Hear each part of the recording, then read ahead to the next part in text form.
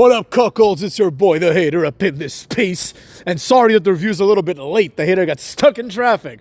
But while I was stuck in traffic, that gave me an opportunity to watch this show. And eventually I made it home, and I didn't even go home. I just went to the parking lot, finished it on my phone, so I could do the Hater review as soon as possible up in this piece. You understand what I'm saying?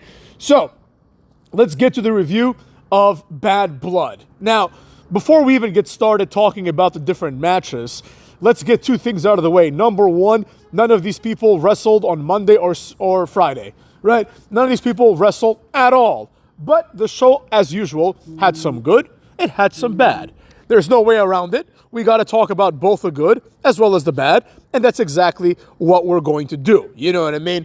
The second thing that I want to talk about is that the show did do some good things. This was another SummerSlam-like event, meaning that there were some, not loose ends that were tied up, because there's more loose ends than ever, but there was progress made with respect to the storylines. And that is something that, you know, for better or for worse, cannot be understated, right? Like, that did happen, and these are the things that we saw today, right? That's what it was. So, first up, the show starts, and the woman, I forget her name, Samantha, whatever, she sings the national anthem. You couldn't get like an actual singer to do this. Oh, but Hater, she is a singer. You know what I mean? We went from like it being sung by like Aretha Franklin to now being sung by like some jobber, you know? But anyways, it is what it is. That's how it went down. And, you know, for better or for worse, it was not bad, right? But the Hater did largely skip it because, you know, who cares about the song, right? Then Bianca Belair, Jade Cargill, and Naomi, the hosts, come out, prompting everybody to ask the question of, why do they need hosts? You know what I mean? How about Michael Cole and Cucky Graves be the ones that just tell us what's going on, right? Like, this idea that everything needs to be hosted is absurd, you know? And you see it on Raw as well. Like, Wade Barrett and the other guy come out and they're like, welcome to Raw! And it's like, and that's pretty much all the hosts did. Maybe they were around in some backstage segment that I missed while I was driving, but I didn't hear their voices ever again, as far as I'm concerned. So they come out and they tell us the first match was the Hell in a Cell. A lot of this will make sense later, right? But I was like, interesting, all right. I guess you either got to start or end with the Hell in a Cell because it's the only match that matters other than the main event. But this does break tradition, but it is what it is. The match starts, and while this is one of those matches that people are going to hail as amazing, people are going to hail this pay-per-view as amazing, but I'm here to tell you otherwise, cucks. This match, in my opinion, was boring. Now, there were a lot of things that were good, right? Like they used wrenches, you know, they did a few spots with the legs of the table, which I thought was unique. But largely, this match fails from two or maybe three philosophies, three realities, if you will, right? Three axioms. Number one, obviously CM Punk's going to win, right? There were moments where it looked like Drew McIntyre was going to win, but obviously everybody knows CM Punk was going to win. The only way that Drew McIntyre wins is if CM Punk decided that he didn't want to wrestle for another 9 months, which may happen anyways. But otherwise, you expect Drew McIntyre to continue his jobbing trajectory to CM Punk, who, quite honestly, is very boring. Now, with all that being said, the match had some positives, it had some cool spots, but the second problem is the fact that nobody went outside the cell. Specifically, nobody climbed to the top of the cell. I know that this is not a thing that happens as much anymore, but they need to go back to that because otherwise, it's just a cage match as far as I'm concerned, right? The top part of it has to have some validity, some reason of being, some raison d'être, if you will, right? Now, I guess the philosophy is they can't escape. But this match is not good because a Hell in a Cell match makes more sense when one of the two participants is a coward, right?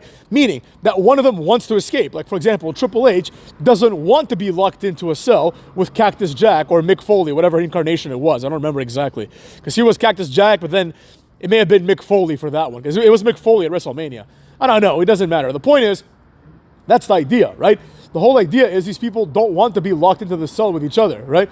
Or they're two psychopaths, which is the format that this match took on, and these two guys just want to kill each other. But at that point, it's like, just do it in a cage match. You have no reason for any of them to like leave because they don't want to leave, right? Now, another thing that I didn't like about this match, which brings us to axiom number 3 of wrestling psychology. This is the only time that you're going to hear the hater talk about the psychology of a match because usually it's stupid, but sometimes it makes sense.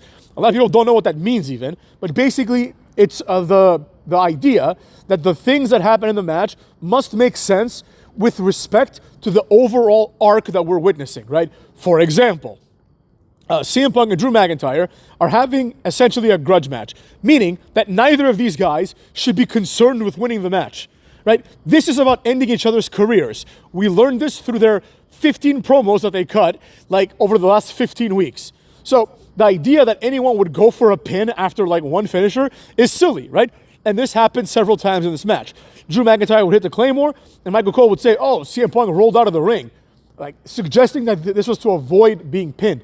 But why would Drew McIntyre want to pin him after one Claymore, right? This isn't about winning, right? This was adhered to a little bit, like there was no roll-ups or anything like that, that these things have no place in a grudge match of this type, right? As a matter of fact, it got me thinking, like, the Hell in a Cell match should end in like a 20 count or something, you know? It should be something brutal. But anyways, it is what it is, right? They went with it. The finish of the match also is part of this third reason that I wanted to talk about, right? The finish of the match made absolutely no sense. Basically, in the end of the match, right, Drew McIntyre low blows CM Punk, and he's going to go for the Claymore. It just so happens that right next to where CM Punk is going to be kicked, right, Drew had put the steel steps, which he didn't use. He just picked them up, probably because CM Punk can't pick them up, and put them there and then just ignored them. He did the white noise on them, but that was more of like an opportunity, right? It was like, oh shit, like I'll just do it here, right? Which was kind of nice. But then he went for the Claymore. He missed because CM Punk moved out of the way. And then Drew McIntyre went back first onto the edge of the steel steps, like the big steel steps, the bottom ones, right? Now, this was presented as like a thing where CM Punk was like wily enough to get out of the way. But think about it. The Claymore, the way the move works is whether you miss or whether you hit the Claymore, you're going to land on the same place, right? It's not like he missed and then Drew overshot it, right? Because his foot was exactly where CM Punk's head would be. And even when he does connect, it's not like he just stops as soon as he makes contact. There is follow through, right? So Drew McIntyre, even if he hit CM Punk, he would have destroyed his back anyways, which begs the question of why the hell would he do this, right? Why not just grab CM Punk by the hair, throw him on the other side of the ring, and then do it, right? Now I get it, this is a wrestling match, but it is what it is. There was also a spot where Drew McIntyre has a bag where everyone probably thought it was thumbtacks, but I knew it was going to be beads or some other sentimental item, right? And he takes the beads and just throws them on CM Punk. CM Punk then force feeds the beads into Drew's mouth, hits the GTS, he wraps his knee in like a steel chain. I'm tired of this steel chain spot. Like, this thing is so overused. They do it a lot, like with like people when they want to do like their finisher and kind of accentuate it, right? So like Wesley did it to Zachary Wentz on the NXT show, even though it wasn't his finisher. He did the Meteora basically while Zach Wentz was sitting on a chair. And Wesley like tried to wrap the chain around his legs, but it's just an awkward thing, right? It was awkward for CM Punk to do it too, but he hits the GTS and he pins Drew McIntyre. Then we have to wait like 10 minutes for this shit to resolve, for CM Punk to get out, right? The entire theme song plays. It's like a 5.5 minute song. It's a long song. It's a good song, but it's a long song, right? Now, nevertheless, the match was what it was. Hopefully this ends this feud now, but this begs the question of like, what was the point of this feud? Okay, CM Punk won, great. So what? Now he can focus on being WWE champion, I guess, or more likely than not, world heavyweight champion. And Drew McIntyre is going to be gone for a few weeks. They're both going to be gone for a few weeks, right? But when they come back, what? They're not going to like wrestle each other ever again?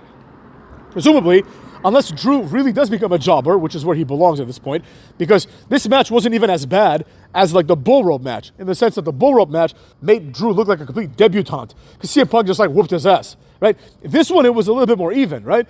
And in the beginning of the match, Corey Graves, who's not good at his job, basically says like, oh, CM Punk hasn't wrestled consistently, and now he's in there with a monster. Yeah, he did the same thing. He wrestled the same guy like a month ago and whooped his ass. So this idea can only hold water for so long, right? How many times do we have to talk about, oh, CM Punk doesn't wrestle consistently? It doesn't matter. He still beats the guy that does, right? And Michael Cole had to lie flagrantly. He's like, Drew McIntyre wrestles nearly every week. No, he doesn't. You know, maybe in live events, but nobody cares about that. Live events are not part of the show, right?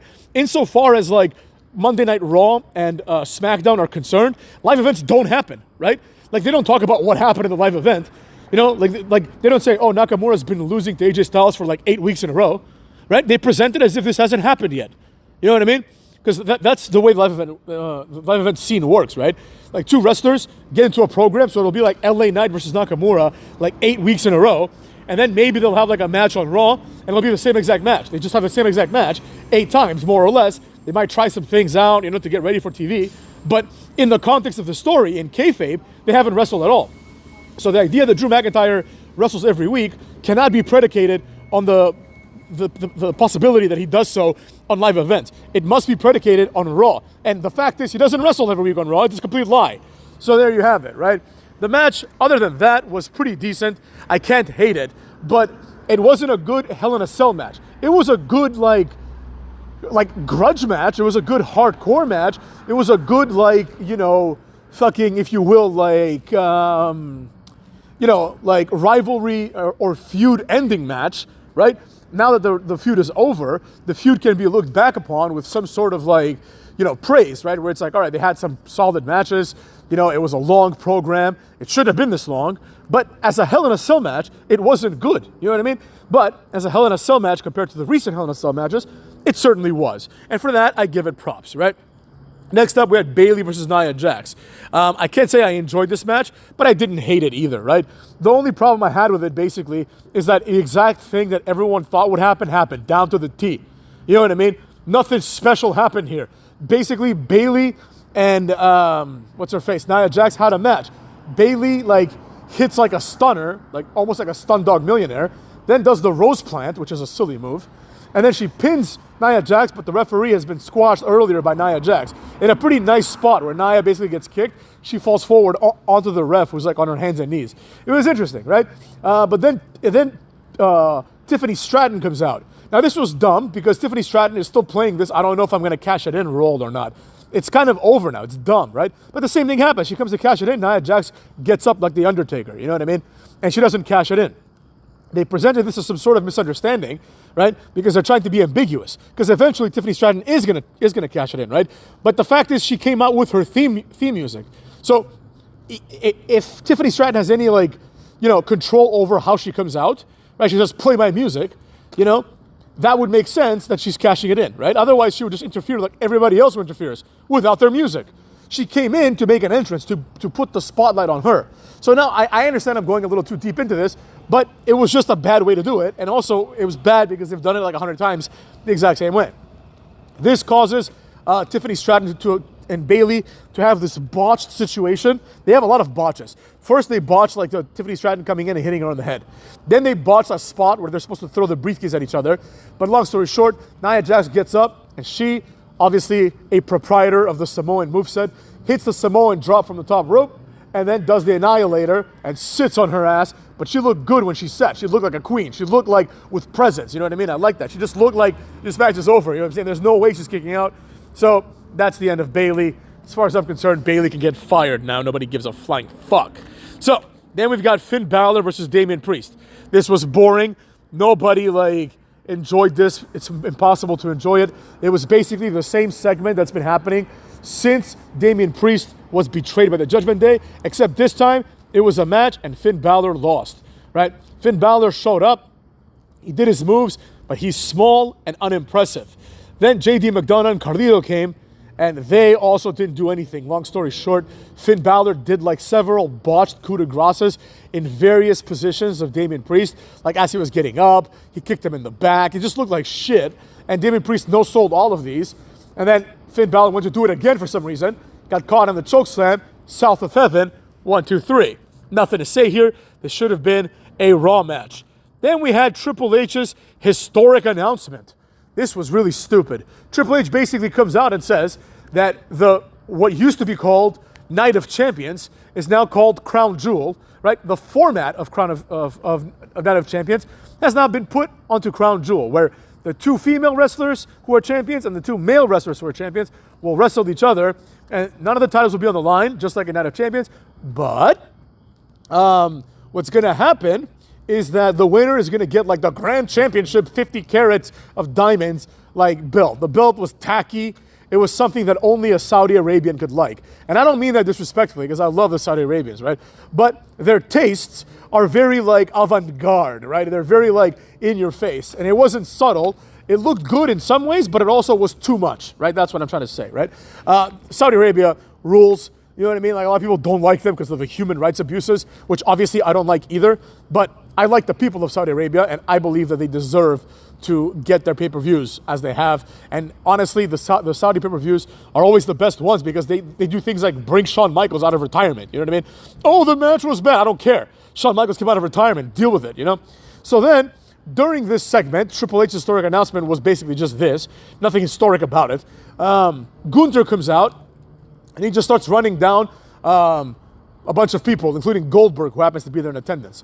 The fans lose their mind when Goldberg shows up. Goldberg tries to get in his face. Sami Zayn attacks Gunther from behind. This was interesting. He attacks him from behind, and then they start brawling on the outside. Gunther then kicks Sami Zayn in the head. And Michael Cole says, oh, Gunther with a cheap shot. What? Sami Zayn attacked him from behind. Why did Michael Cole say, oh, Sami Zayn with a cheap shot? He attacked Gunther for no reason. You know what I mean? I guess his reason was Gunther's been attacking him as well. They have a feud. But nevertheless, Sami Zayn is the one that did the cheap shot first, right? A counter to a cheap shot is not a cheap shot. That's dumb, right? Then Goldberg gets in the ring and his music plays, and that was the part that people cared about. Nobody gave a shit about Gunther or Sami Zayn here, right? Also, Gunther's promo was so boring. Like, he just kept talking, and I'm like, shut the fuck up. Nobody cares, you know what I mean? But that's what that was. Now we have the Women's World Championship match, Rhea Ripley versus Liv Morgan. I did not like this one at all. The match was whatever. The entire story of the match is Liv Morgan has no chance against Rhea Ripley. Dominic is in the shark cage. He unlocks the shark cage, and he falls off the shark cage, and his foot gets caught on a chain, right? Now, this was an interesting spot. I hope they don't do it ever again because it's very dangerous for a multitude of reasons. But primarily, what if the chain doesn't hold up? You don't want another Owen Hart incident. I know he wasn't that high up, but that would hurt like hell, and it would be a bad fall, right? Secondly, it was stupid, right? So in the previous segment, when Goldberg hops the fence, 100 security guards come out, right? When Sami Zayn comes out, 100 security guards come out. You know, when Braun Strowman and Bronson Reed brawl, 100 security guards come out. But Rhea Ripley goes to the ring while Dominic is hanging from one foot. She tells the referee, and we get this referee cam, which I had never seen before. And she's like, I have some unfinished business. I just need a minute. And the referee says, you deserve that, right? Luckily, Michael Cole and Corey Graves are like, what the hell was that? The referee just agreed to this? That's bullshit, right? Basically, she gets a kendo stick and starts beating Dominic, who's hanging by his foot, right? At the end of the day, hold on a second, bro. You know, this wasn't a good look. Like, why is this being allowed to happen? Where are the security guards? Why is it that when a face beats a heel, nobody gives a shit? When a face beats up a heel, like Rhea Ripley did to Dominic, the referee's okay with it, the security guards are okay with it, Triple H is okay with it, fucking Adam Pearce is okay with it, even Michael Cole is okay with it. You know? So she beats his ass, but luckily, Dominic gets saved by a returning Raquel Gonzalez or Rodriguez. I don't remember what her last name is because they changed that one time. So, whatever. Raquel comes back, and she just basically beats up Rhea Ripley, throws her in the ring. This is really weird because, like Raquel looked like a dude almost, right? She was wearing this thing where, it was supposed to, accentuate her breasts, but she has, no breasts. It was really weird. It was really awkward looking, right? But she does the Tejana bomb, or the Chingona bomb, which is the name that I prefer, right? Onto Rhea Ripley. But it doesn't matter because the referee has thrown out the match, right? As soon as someone put hands on Rhea Ripley, that was the end of that. It would have been nice for her for this to be like a no DQ match, and have this happen, and then she just throws Liv over her. Then she picks up Liv, and I thought she was going to Tejana bomb her too, but she didn't, right? Now, this match was a solid 0 out of 10 for two reasons. Number one, the entire Dominic spot of being beaten was stupid. And number two, more importantly, the entire Dominic shark cage stipulation was retarded. This served absolutely no purpose other than to, I guess, distract Rhea Ripley so she's not focused on the match. But none of this would matter because the match ended in DQ, right? Because fucking Raquel came out. So nothing changed. Nothing ventured, nothing gained, nothing ventured, nothing changed. Cuckolds. Now, after this, we get a 15-minute segment, right, of Cody Rhodes and the entrances and everything else, right? This was blown out of proportion, of course. It wasn't anything special, but basically the match eventually starts. All you need to know about this match is the last segment of the match, right? The match is this back and forth nonsense, right, where these two lackeys, like Solo Sikoa and Jacob Fatu are two lackeys. They're standing toe-to-toe with, the world champion and Roman Reigns, right? This is ridiculous. You know what I mean? Like, this match should have been a random-ass SmackDown match where Roman Reigns comes in, spears both of these jobbers while Cody Rhodes takes out the tag team champions, and Roman Reigns stacks these two guys and pins them with one foot like he did Daniel Bryan and fucking Edge. He should have stacked these guys. But whatever, it was what it was. The match has to have some substance to it. So the match goes on forever, right? There's a part where Roman Reigns is getting his ass beat, and, he gets the hot tag on Cody. Then Cody starts getting his ass beat, and this is the large bulk of the match. Cody starts getting his ass beat, and then eventually they tease like the hot tag. They tease the hot tag. Eventually Cody gets the hot tag. Roman Reigns comes in, does his hot tag moves. You know what I mean? And meanwhile, like Fatu and Solo Sikoa have some offense left in them, right? Now, I will say this, I'm not going to lie. Solo Sikoa and Jacob Fatu were really on point. Like, their offense was in sync. They looked like they were like a legit tag team, right? But that was almost a negative in some ways too, right? Because it's like, why are these guys, one of whom is presented as a retard, why are they so good? Like, strategically, like, Solo Sikoa was never presented as this like intelligent guy. He was just a lackey. He was basically Roman Reigns' Jacob Fatu, but a little bit less retarded. So now, like, they have this strategy where they're neutralizing like Cody Rhodes, who's the current champion, and Roman Reigns, who's one of the GOATs, at least the way that the WWE presents him, right? But there was one part of the match that, for me, really destroyed it. And I have to give this match a 0 out of 10. Because when there's something that really takes you out of the match, it's got to go, right? So here's what that thing was. There's a part, basically, after Roman Reigns gets the hot tag, where he's beating ass. He's beating that ass, right? He's going to go for the ooh-ah, but as he's doing the ooh-ah taunt, Jacob Fatu grabs him in the corner. He swiftly elbows Jacob Fatu out of the way, but now Solo Sikoa is like not spearable anymore. So he approaches, he gets smacked by Roman, and then Roman goes off the ropes, but Jacob Fatu super kicks him. Then he eats a double super kick from both of the opponents, and then Jacob Fatu goes and does the BME, and Solo, who's the legal man, does like the flying solo, also known as the Uso Splash. So in other words, he does part of the Samoan moveset. The Samoan moveset was heavy tonight. So he does this, right? Now, I'm like, all right, Roman Reigns is obviously going to kick out, or there's a chance that Cody is going to break the pin. He's not going to lose. He's not going to get pinned. So Cody Rhodes breaks the pin with a simple, like, he just jumps and he hits Solo on the head, right? This leads to like a 5-minute segment of Solo Sikoa and Roman Reigns being in the ring whilst Cody Rhodes and Jacob Fatu are resting on the outside. This was a long segment, right? It culminates with Cody Rhodes hitting the crossroads, putting Jacob Fatu onto a table, and then eventually going to the top turnbuckle and sacrificing himself to take out Fatu by putting him through the table. Now, here's the problem with this. This took 5 minutes approximately, or at least 3 minutes, right? During this time, Solo Sikoa was in the ring, and he had just done a finisher-type move on Roman Reigns, right? Roman Reigns had eaten several super kicks and 2 finishers. Like, Solo Sikoa had just done his finisher. So why in the blue hell is Solo Sikoa out of the match, right? Why is he knocked out for 4 minutes, basically? Because Cody Rhodes broke the pin. This was not explained, and it really took me out of it. It didn't make any sense. Like, if you want the match to be like this, make it a no-holds-barred match, and Cody Rhodes comes in with a kendo stick. All right, fine. He hurt him, he knocked him out a little bit. But Cody Rhodes basically just pushes Solo Sikoa off of Roman Reigns, and this turns into a situation where Solo Sikoa is now out of commission. So then we focus back to the ring once all this shit plays out, and Solo Sikoa and Roman Reigns are both getting up slowly and smacking each other, right? Even though Roman Reigns just took like 4 finishers, and Solo Sikoa took nothing. He took nothing. He took no move. There's no reason why Solo Sikoa would even be hurt. But whatever, right? They do this. Then the other 2 jobbers from the Bloodline come out, and they interfere. Solo Sikoa hits the spear on Roman Reigns, but it's not enough because the spear now is fully onboarded as a Samoan move now. So he does part of the Samoan moveset, the spear, and basically that's how that went down. Cuckolds.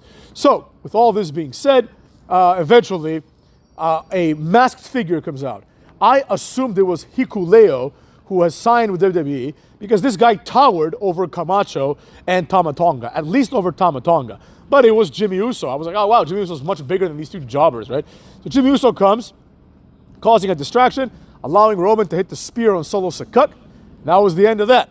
Now, here's the thing. Here's the issue that I had with this, right? Number one, there were parts where you had Jacob Fatu beating up both Roman Reigns and Cody Rhodes in the corner as the referee is counting to 5. The referee is the same size as Jacob Fatu. Whereas Roman Reigns, even though he looked shredded as fuck, and Roman Reigns never been that big. Like, he's a big guy, but he's not like Batista or anything like that. Everybody knows, you know? But Roman Reigns just towers over both Solo Sikoa as well as Jacob Fatu. Jacob Fatu being like 6'3", 280 pounds is horseshit. This guy's like 5'10", 230. You know what I mean? He's not even that muscular. So I've never seen someone that looked less like a main eventer in a main event unless it was for comedic purposes. You know, because sometimes you'll have like, oh, Drew Carey's in the main event, but it's not a real match, right? Oh, Zach Gowen and Stephanie McMahon have to wrestle the Big Show, right? So you know what I'm saying. So basically the match ends. Jimmy and Roman hug it out. Cody gets back in the ring. Jimmy and Roman leave. Then the other bloodline starts beating up Cody. Jimmy Uso says, we got to save him, Uso. So basically Roman Reigns is like, all right, fine. So they go beat up all the guys again. And like, basically like Roman and Cody are now friends, I guess, right? Then when you think it's over, which it basically is, The Rock's music hits. The Rock comes out and just says with his fingers, he does 1, 2, 3. The only thing of note here is, well, there's two things. Number one, The Rock looked absolutely jacked as usual.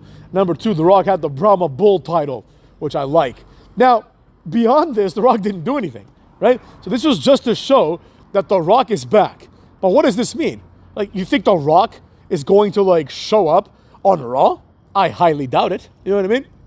I mean, on SmackDown, rather, because he's not going to show up on Raw. I highly doubt it. So there's that. It's just The Rock is back now. So it was just him basically saying, I'm in the picture now, you know? So obviously nobody wants to see Rock versus fucking Cody Rhodes. I mean, I guess some people do want to see that, but it doesn't matter. The point is this failed title run of Cody Rhodes needs to come to an end sooner rather than later. In my opinion, at least by Royal Rumble, he can keep it till then, which is quite a ways away. You know, that's like several months away, but he can keep it until then. That's perfectly fine for your boy. But once he drops it, he needs to drop it to like The Rock or Roman. There's no alternatives, right? Because we need to have the match, the like Bloodline War or whatever they want to call it, right? They'll have like the War Games. You know, that's gonna happen. It looks like it's gonna be Jimmy, Roman, Cody, and someone else. Probably Jey Uso. That's the only one that makes sense. But whatever, you know what I mean? It could be something else. Jey Uso's not doing anything. He's the Intercontinental Champion. It makes sense to put him in there and give off that, bring in Paul Heyman, etc. But that now feels like a filler because now we're already looking into like the booking of the next WrestleMania, right? Even though we're very far from WrestleMania, right? Because Royal Rumble is like a few months away, so WrestleMania is like 7-8 months away. So we're far, but you know, the ball needs to get rolling because certain things need to be set up. Namely, like we need to find out who's going to win the Royal Rumble, right? There's a few options, you know. In my opinion, the top 3 favorites are in this order. Fucking Roman Reigns is by far the favorite. The Rock is the second favorite. And in my opinion, the third guy is John Cena, right? Now, if John Cena wins the Rumble, which I think honestly should happen, because John Cena has won the Rumble twice, and the only person to win it thrice is Stone Cold, so it should be John Cena, because he needs to be like on that echelon. John Cena can then go have a very meaningful feud with Gunther, or whoever the fuck is going to be the World Heavyweight Champion. It doesn't matter. It could be Gunther. It could be Funaki, you know? Because the whole story is not going to be what does Gunther bring to the table. The whole story is going to be, will John Cena get his 17th title run, right? I guess Gunther, the logic says that he should, but you never know, right? And that's a compelling enough storyline where you don't have to be in the main event. I mean, it should still obviously main event day one, right? But it's not going to main event over The Rock and Roman Reigns, right? And don't forget, this is John Cena's like retirement, quote unquote, right? Doesn't mean that he's not going to come back like The Rock, you know, comes back once in a while. Doesn't mean that he's not going to come back like The Undertaker player. You know, like people come back after their retirements. This is not going to be the last you've seen of John Cena. Like, I suspect that in like 5 years, John Cena, like he'll be pretty quiet for a few years. And in 5 years, he'll come and he'll wrestle in WrestleMania, putting someone over. You know what I mean? Some new guy. You know, maybe like, I don't know, maybe Javon Evans maybe Obafemi. You know, he's gonna probably none of these guys, obviously, but like he's gonna put over someone else. Like he's gonna be there. He's gonna Hulk Hogan it. You know what I mean? Like John Cena's not done. He's like in his 40s. You know, so if he looks like The Rock looks in his 50s, you can bank on it. You know what I mean? Now, with all that being said, right, The Rock showing up doesn't really do anything other than establish him as like a prominent figure in this discussion. So in my opinion, the only way to go at WrestleMania is there's no way around it, right? Let's just say, you know, fucking who cares? Let's just say that like John Cena wins the Royal Rumble. He's going to go after Gunther because Gunther's going to come out and say like, I'm better than you, Cena, whatever, right? So he's going to go after Gunther. Now, like the other match that's going to be the main event, obviously, is going to be The Rock versus Roman Reigns. And this must be for the title.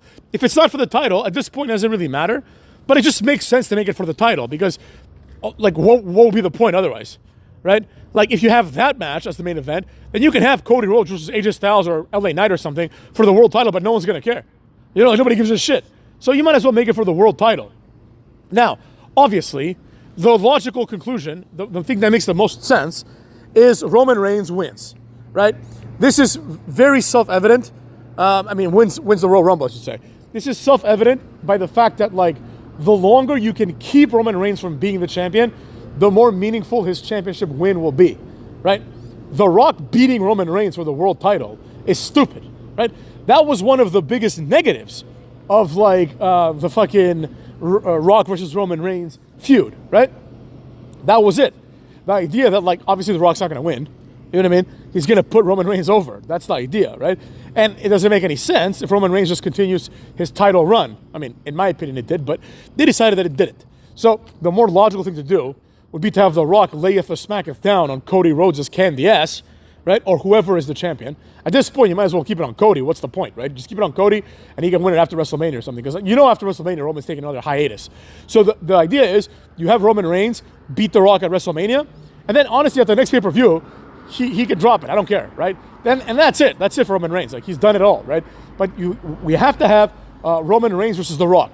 That's the match everybody wants, and that match needs to be for the world title. So this proves two things. Number one, the hater was right all along, and Cody is a transitional champion. Now, just because the transition is long, right, he's still a placeholder, right? It doesn't matter. His moment was meaningless. All he did was delay the inevitable, pay-per-view blockbuster main event of Roman versus Rock. That's the one that people want to see. You know, people want to see The Rock. People want to see Roman. You know, Cody Rhodes had his thing. Nobody wants to see that anymore. Meanwhile, John Cena last WrestleMania, he's going to have a match, and I don't see why it wouldn't be for the World Heavyweight title. You know what I mean? Now, I know people are going to say, oh, Gunther should pin Cena clean, right? If it's even Gunther, because it's a long ways away, right? It's like, we really expect Gunther to be the champion until then? I mean, I think that Gunther versus John Cena is just a compelling match, right? It's just like, it fits stylistically, right? Like, Gunther's like this John Cena-esque sized guy, right? He's supposed to be this technical mastermind, and Cena's just like, you know, a Hollywood type guy, right? So, you know, that's going to be the story. Gunther's going to be like, oh, you know, the ring is sacred and you don't take it seriously. Shut up, you know? And that's how that's just going to go down. So those are the two matches that must be made. Whoever the hell is the World Heavyweight Champion versus Cena, at this point, might as well be Gunther. And then the other world title match needs to be, Rock versus Roman Reigns. And those two are the two main event matches, right? Alternatively, the Cena match is like the co-main event of night 2, right? I would prefer that John Cena's match be the one that closes the show, but, you know, John Cena's match is his last match. So it really can't, right? Because it's being booked as such. So Cena wins the World Heavyweight title, and then you know that the next day, Cena's going to drop that shit. They're going to have a tournament, right? And that's an opportunity to make a new star. Perhaps Braun Breaker, you know what I mean? Who knows, right? So that's what I got to say about that. Cucks, take care of yourselves, and I hope you enjoyed the show. Cuckolds!